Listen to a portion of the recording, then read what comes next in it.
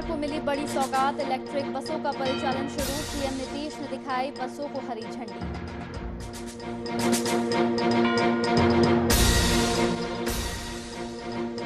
सदन के बाहर आरजेडी विधायकों का हंगामा, बढ़ती महंगाई को लेकर सरकार के खिलाफ नारेबाजी। महिला विधायकों ने गैस सिलेंडर लेकर जताया विरोध।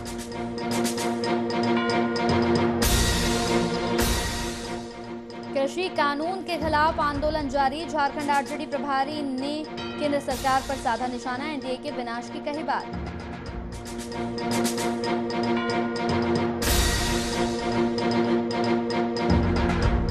और कैमूर में आशा कार्यकर्ताओं ने की बैठक, टीएचसी में आशा विश्राम गृह बनाए जाने की मांगे पूरी नहीं होने पर विधानसभा के सामने आंदोलन की दी चेतावनी। नमस्कार, वीआईपी न्यूज में आपका स्वागत है। आपके साथ हाजिर हूं मैं कंचन। तो राज्यवासियों को एक बड़ी सौगात मिली है। आज से बिहार में इलेक्ट्रिक बसों का संचालन शुरू हो गया है, जिसका उद्घाटन मुख्यमंत्री नीतीश कुमार ने हरी झंडी दिखाकर किया। इस दौरान मुख्यमंत्री ई बस में बैठकर विधानसभा के लिए निकले। ये बसें पटना से भोजपुर, मुजफ्फरपुर, दरभंगा, खगड़िया, नालंदा और पूर्वी चंपारण के लिए चलेंगी। बता दें कि इन बसों में 25 इलेक्ट्रिक बसें, 15 लग्जरी बसें, 25 डीलक्स बसें और 30 सेमी डीलक्स बसें शामिल हैं। आज 12 बसों का परिचालन शुरू हो गया है। बता दें कि इस उद्घाटन कार्यक्रम में बिहार सरकार के परिवहन मंत्री, परिवहन सचिव, पटना डीएम और पटना एसएसपी समेत कई गणमान्य लोग शामिल हुए।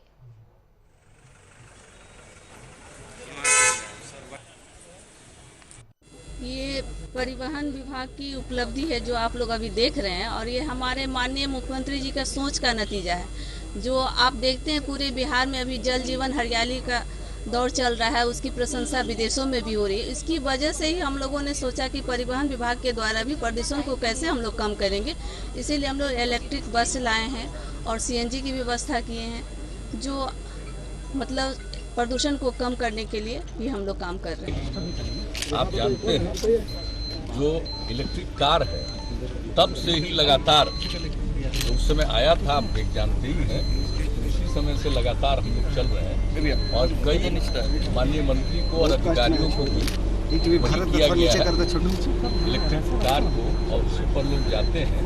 इसी को प्रेरित करने की वजह जब मुझको पहली बार याद है, तो पहली बार उस पर चले तो रास्ते भर कहीं से भी जाते थे, सब लोग उसी पूर्वक देखने लगता था कि क्या है, एक छोटा सा जानते ही है कार जैसा है।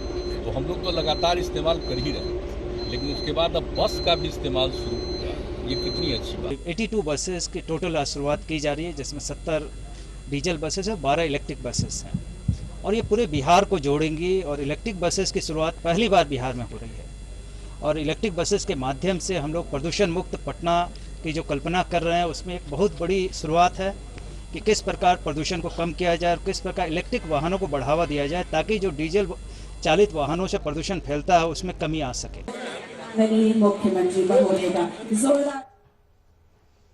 इस पूरी खबर पर ज्यादा जानकारी के साथ हमारे संवाददाता पटना से अनुप्रकाश हमारे साथ जुड़ गए हैं। अनुप्रकाश, बिहार को बड़ी सौगात यहां पर मिली है। इलेक्ट्रिक बसों का परिचालन शुरू कर दिया गया है, जिसमें 15 लग्जरी, 25 डीलक्स और 30 सेमी डीलक्स बसें हैं।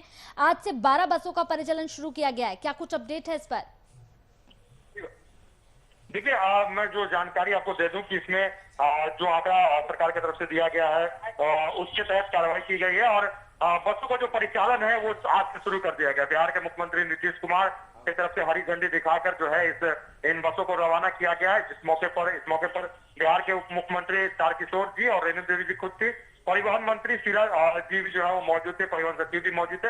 देखिए, बिहार के मुख्यमंत्री नीतीश कुमार ने जब पत्रकारों से बात की तो उन्होंने साफ जो एक संदेश दिया कि हमारी एक कोशिश है कि पर्यावरण को जो लगातार नुकसान पहुंच रहा है, गाड़ियों से निकलने वाले धुएं से, कार्बन डाइऑक्साइड से, जिस तरह से जो कहा जाता है कि पर्यावरण पे असर पड़ा है, और जो मौसमों का जो चक्र होता है, कहीं बारिश ज्यादा हो जा रही है तो कभी बारिश नहीं के बराबर हो रही है, बिहार में सूखा और कभी बाढ़ की स्थिति पैदा हो रही है। तो ये तमाम चीजों का एक बहुत बड़ा कारण है कि पर्यावरण में लगातार हो रहे बदलाव, और जो ग्लेशियर पिघल रहे हैं, लगातार कार्बन डाइऑक्साइड की मात्रा बढ़ रही है। तो उन तमाम चीजों को रोकथाम करने के लिए सरकार को जागरूक होना पड़ेगा और साथ ही साथ आम लोगों की इसमें सहभागिता होनी चाहिए। बिहार के मुख्यमंत्री लगातार जो वन पर्यावरण विभाग से जुड़े हुए कार्यक्रम में उनका कार्यक्रम में संबोधन होते रहता है कि लोगों को हरियाली के प्रति चिंतित होना चाहिए, सरकार उनके साथ देगी और जो भी बिहार में कार्य हो रहा है उसमें जल जीवन हरियाली से लेकर जो योजनाएं बनाई जा रही है ताकि जो पेड़ हो, जो पौधे हैं उनकी संख्या बढ़ाई जाए,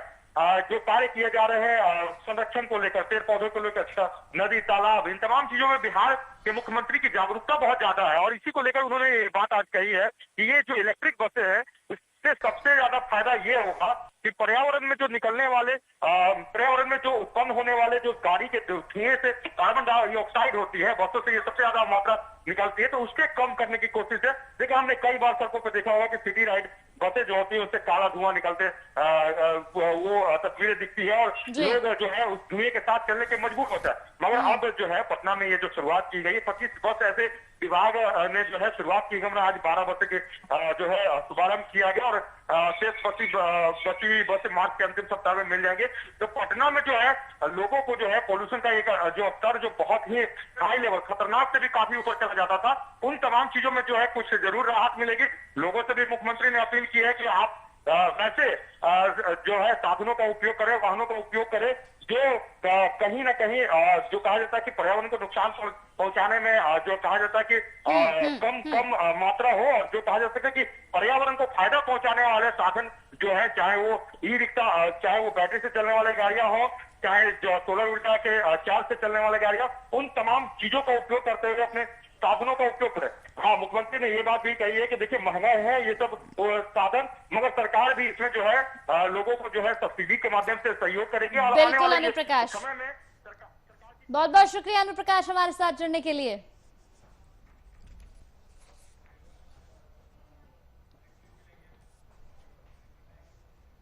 तो सीएम नीतीश कुमार आज इलेक्ट्रॉनिक बस से विधानसभा पहुंचे, जहां इलेक्ट्रॉनिक बस के साथ सूबे के डिप्टी सीएम तारकेश्वर प्रसाद और परिवहन मंत्री भी मौजूद रहे।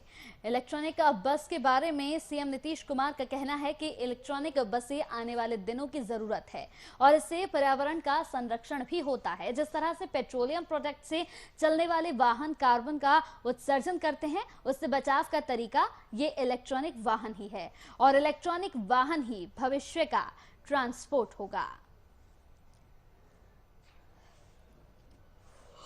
किसी भी प्रकार का बस की शुरुआत कर दी गई है और आप जानते हैं 2019 से ही हम इलेक्ट्रिक व्हीकल पर ही आते हैं यहाँ, आप लोग सब दिन देखते हैं। अब इसका हो गया है 1 महीने के अंदर कुल 25 इलेक्ट्रिकल बसें चलेंगी, अभी 12 आ गया है और इसी महीने में बाकी भी आ जाएगा और इसको जगह जगह पर पर्यावरण का ये संतुलन करता है, तो उसके लिए है बहुत अच्छी चीज़ है और इस पर चलने में भी बड़ा आनंद आता है। हमने देखा है एक एक चीज़ इन लोगों का है और बहुत अच्छे ढंग से किसी भी प्रकार का कोई खतरा नहीं है, पर्यावरण पर संकट को दूर करता है। बस की शुरुआत कर दी गई है और आप जानते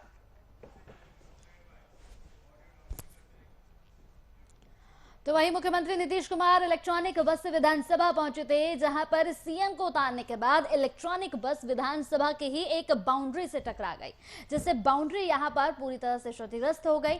फिलहाल इस टक्कर से किसी को कोई चोट नहीं पहुंची है। इस मामले में ड्राइवर का कहना है कि बस काफी लंबी है और ऐसे में मोड़ने की वजह से शायद जजमेंट नहीं हो पाया।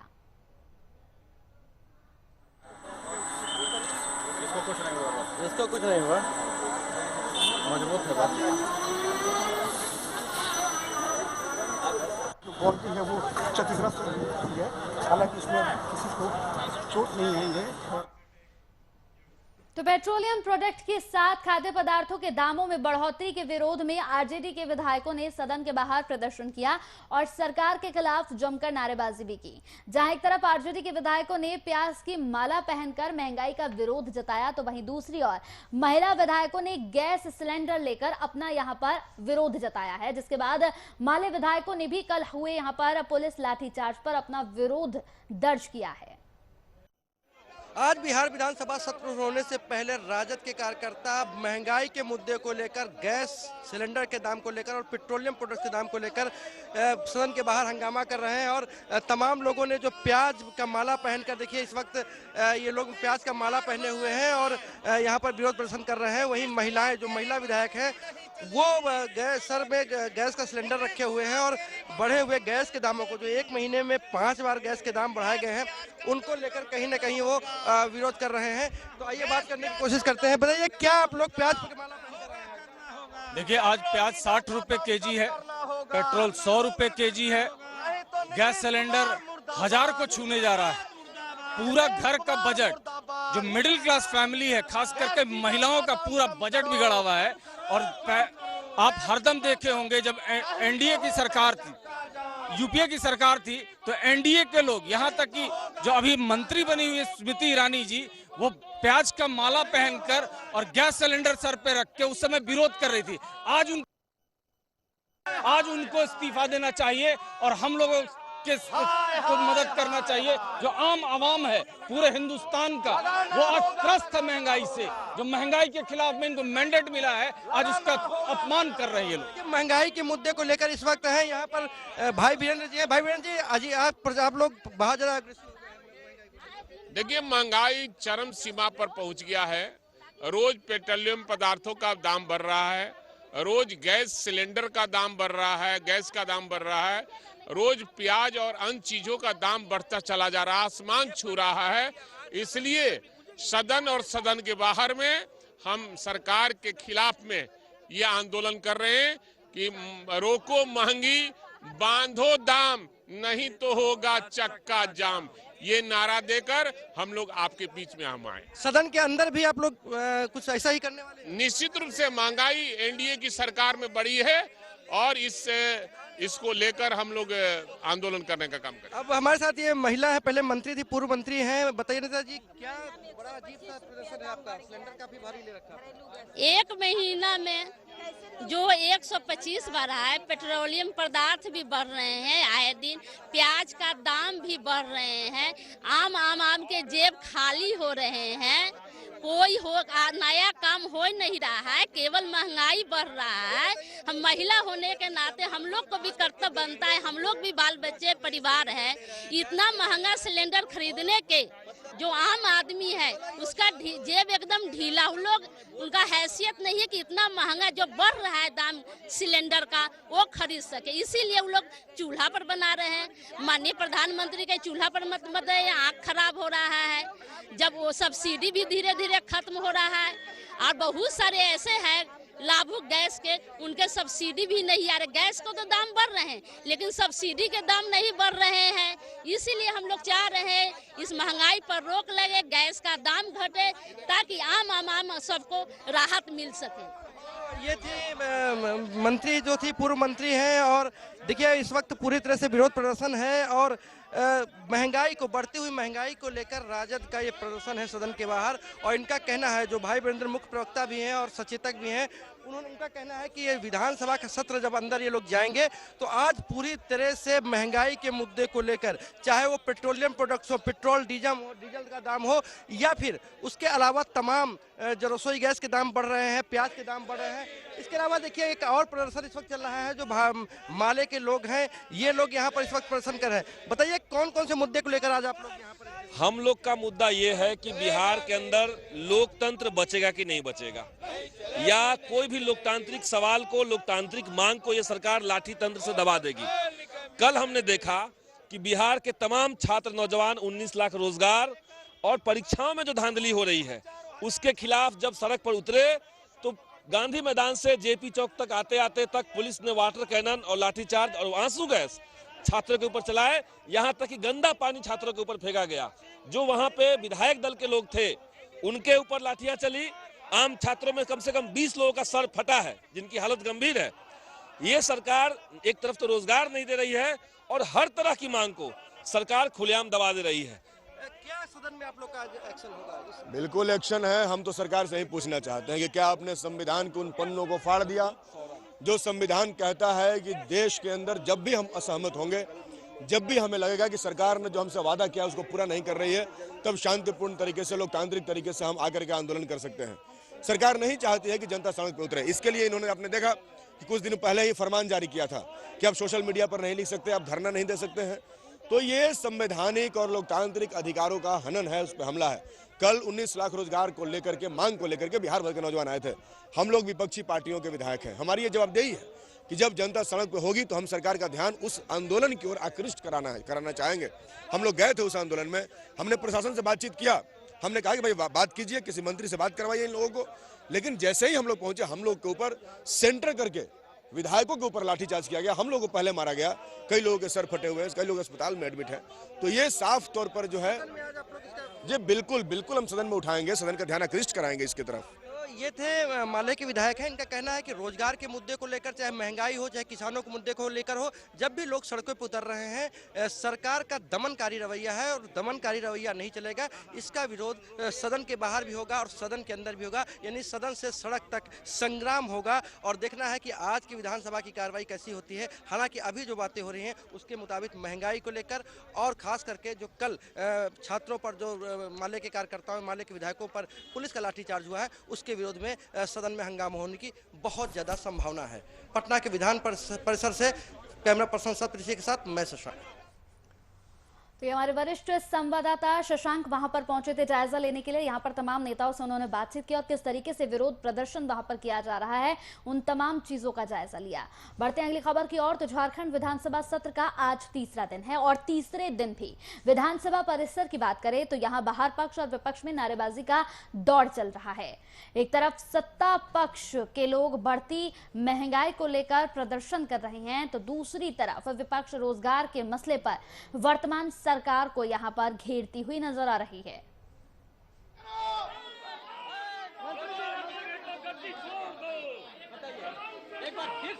ये लगातार वाली बात ही है, यह लाखों बेरोजगारों के रोजगार का सवाल है। और ये सरकार जो है आई थी, मुख्य मुद्दा था कि हम रोजगार देंगे, लेकिन आते के साथ देने की जगह पर रोजगार छीनने का काम किया।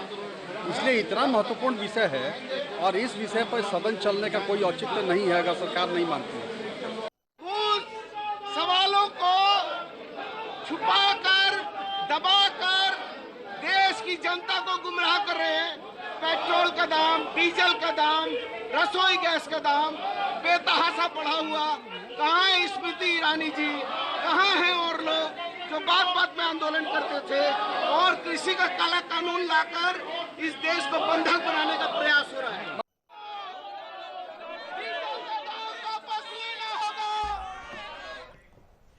तो बंगाल में होने वाले विधानसभा चुनावों की सरगर्मी बंगाल के साथ बिहार और झारखंड में भी बखूबी देखने को मिल रही है। बंगाल में बीजेपी के खिलाफ आरजेडी ने टीएमसी को समर्थन देने का फैसला कर दिया है। जी हां, इसकी जानकारी मृत्युंजय तिवारी ने दी है। बता दें कि बीते दिन सीएम ममता बनर्जी ने नेता प्रतिपक्ष तेजस्वी यादव से मुलाकात भी की थी।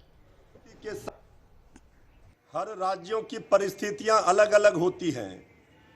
बंगाल में बीजेपी को रोकने के उद्देश्य से राजद ने तृणमूल कांग्रेस ममता दीदी को अपना अनकंडीशनल सपोर्ट दिया है। बंगाल में बीजेपी को रोकने के लिए ममता दीदी मजबूती के साथ खड़ी हैं। तो ममता दीदी को और मजबूती प्रदान करके बंगाल में बीजेपी को घुसने नहीं दिया जाएगा। इसी संकल्प के साथ हमारे नेता आदरणीय लालू प्रसाद जी ने, श्री तेजस्वी यादव जी ने ये फैसला लिया है कि राष्ट्रीय जनता दल मजबूती के साथ ममता दीदी के समर्थन में वहां बंगाल में तो कृषि कानून के खिलाफ किसानों का आंदोलन लगातार जारी है और इस पर राजनीति भी चरम पर है। किसान आंदोलन का समर्थन करते हुए झारखंड आरजेडी प्रभारी जयप्रकाश नारायण यादव ने केंद्र सरकार पर जमकर निशाना साधा। बता दें कि अपने 3 दिवसीय दौरे पर झारखंड पहुंचे आरजेडी के प्रदेश प्रभारी जयप्रकाश नारायण यादव ने किसान आंदोलन को एक गंभीर मुद्दा बताया। साथ ही कहा कि केंद्र सरकार ऐसी ही तानाशाह रवैया अपनाती रही तो पूरे भारत में एनडीए का विनाश निश्चित है। आज 3.5 महीना से जब शीतलहर था, बर्फीली हवा बह रही थी, इतना ही नहीं करीब करीब जो है 100 से ऊपर किसान भाई जो अन्नदाता हैं शहीद हुए हैं, उनकी मौतें हुई है, लेकिन भारत की जो निकम्मी सरकार है, जिसे कोई लोक लाज नहीं है, अन्नदाता कहते हैं कि हम अन्न उपजाते हैं, जो कानून बनाया गया है वह मेरे खिलाफ है। तो बिहार सरकार का मुख्य सचिव अरुण कुमार को बनाया गया है, जिसको लेकर कांग्रेस कार्यकर्ताओं में काफी खुशी का माहौल देखने को मिला। वहीं कैमूर जिले के भभुआ शहर में एकता चौक पर कांग्रेस कार्यकर्ताओं ने खुशियां मनाई। कार्यकर्ताओं ने पटाखे फोड़कर और मिठाइयां एक दूसरे को खिलाकर इस खुशी को जाहिर किया।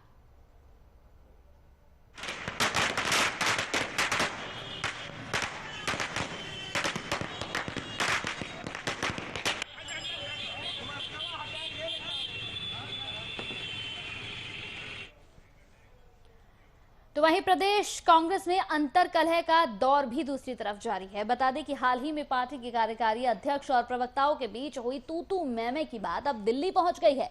खबरों की माने तो कांग्रेस प्रदेश कमेटी के 3 कार्यकारी अध्यक्ष हैं जो दिल्ली पहुंचे हैं। जानकारी के अनुसार प्रदेश कांग्रेस के नेतृत्व को लेकर यह अध्यक्ष शिकायत करने दिल्ली पहुंचे। वहीं इस पूरे मसले पर अब जामताड़ा के विधायक इरफान अंसारी ने सफाई दी है। देखिए, जाने आने से तो कोई किसी को रोक नहीं सकता है ना। अब हमारे कार्यकारी अध्यक्ष दिल्ली गए हैं तो कुछ मुद्दे होंगे उनके पास। कांग्रेस भवन में जो घटना घटी है तो मैंने यही वजह है।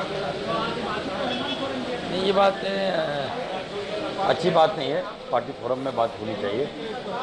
मारपीट, गाली गलौज और आपस में झड़प, इससे ऑब्वियस है कि पार्टी की छवि खराब होती है।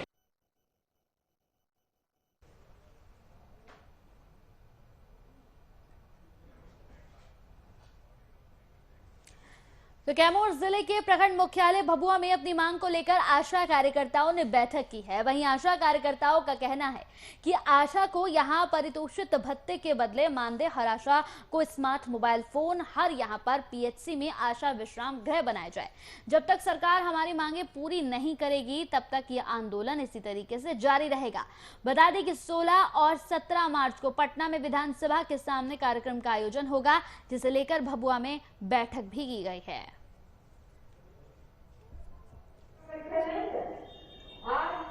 120 पीएससी में पूरे बिहार में निर्माण हुआ है, तो भभुआ के तमाम पीएससी में और पूरे जिला में कैमूर के तमाम पीएससी में यहाँ पर आशा विश्राम गृह का निर्माण किया जाए। इसके साथ ही कि जो भभुआ में दलाल के जरिए काम करवाया जाता है, तो ये तमाम पीएससी में जो दलाली सिस्टम सरकार लागू कर रही है, जो यहाँ का पीएससी दलाली सिस्टम लागू कर रहा है, उसको बंद किया जाए, कमीशन खोरी बंद किया जाए। इन्हीं तमाम सवालों को लेकर के यह कार्यक्रम 16-17 मार्च को है और इसके लिए ही, इसकी पूरी तैयारी के लिए अनुमंडल स्तरीय कार्यक्रम ये हम लोग आज कर रहे हैं, कन्वेंशन कर रहे हैं।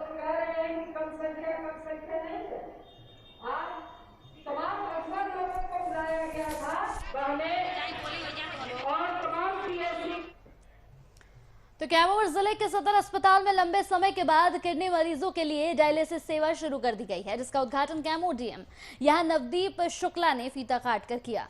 वहीं किडनी रोग से जुड़े मरीजों के लिए राहत भरी खबर है कि उनको अब डायलिसिस के लिए बनारस से पटना का चक्कर नहीं लगाना पड़ेगा।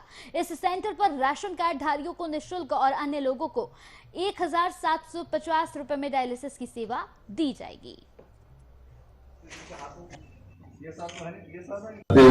बिहार शोभा है, काफी अच्छी पहल थी। इसमें राज्य स्वास्थ्य समिति और अपोलो हॉस्पिटल्स के बीच पीपीपी मोड पार्टनरशिप हुआ है। अंतर्गत 5 बेड का एक डायलिसिस यूनिट का आज उद्घाटन यहाँ पे सदर हॉस्पिटल कैंपस में किया गया है। 5 मशीन यहाँ पे है, इंडिविजुअल मशीन है और एक डॉक्टर भी और जो टेक्निकल स्टाफ है वो भी अपोलो के द्वारा उपलब्ध होता है। जितने भी हमारे लोग हैं जिनके पास राशन कार्ड है, उनके लिए यहाँ पर निःशुल्क सुविधा उपलब्ध कराई जाएगी और ये जिनके पास राशन कार्ड नहीं है उस केस में पर सिटिंग 1745 रुपये चार्ज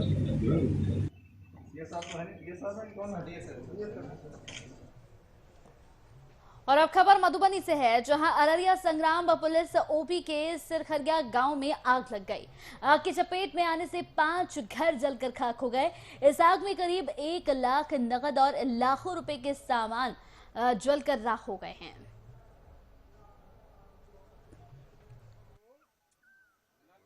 लोग शादी में गए हुए थे, अब शादी में थोड़ा उधर में लेट हो गए, इधर आए तो सब खा पी के सो गए।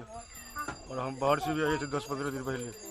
50,000 रुपया हमारे पास था देने वाले, किसी को कर्जे वाले को। सर हमारा पैसे भी जल गए, पूरा बक्सा टके सब कुछ जल गया, कुछ भी नहीं बचा। आग लगले सर समाहित बियाह हमरा लड़की का भऽ रहल छलै। हमसब सब कोई बियाह शादी में बिजी छलिए। 1-1.5 बजे रात में बियाह शादी ब्रह्म बाबा स्थान में करवा कऽ सब एलिए घर में। खाना पीना जेना जे भेले से कऽ कऽ सब विश्राम केलकै। आ वही 10-15 मिनट के बाद एकाएक आगि मतलब की कहै छै लग गेलै घर में। सब कुछ जे छलै लत्ता कपड़ा अन्न पानि दुनियादारी से सब वही में जरि गेलै। कोई मौका नहीं मिललै कुछ उठबे के न कुछ कर। चलिए इसी के साथ VIP न्यूज में मेरे साथ इतना ही। नमस्कार।